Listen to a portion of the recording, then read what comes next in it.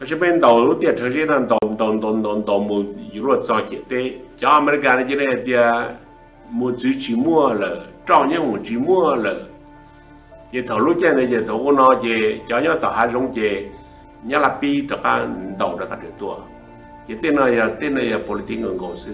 The Hmong were primarily trained in guerrilla warfare. Now they want the Hmong to fight a conventional warfare against the well-trained North Vietnamese army. You had about 20,000 men of the special guerrilla units in combined with military region 2, fighting against about 70 to 80,000 hardcore North Vietnamese army, not the Viet Cong, they're the Viet Minh. Bellaire proposed to Washington that there might be an issue because men is usually the one that protect and feed the family. And that's why the CIA decided to fund monetarily to pay the troops. Vang Pao never asked for money. He only asked for weapon.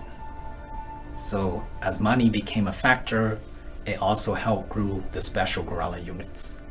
Because now men can go in and fight and get paid, get pretty much a job, versus someone with no job and work out on the farm.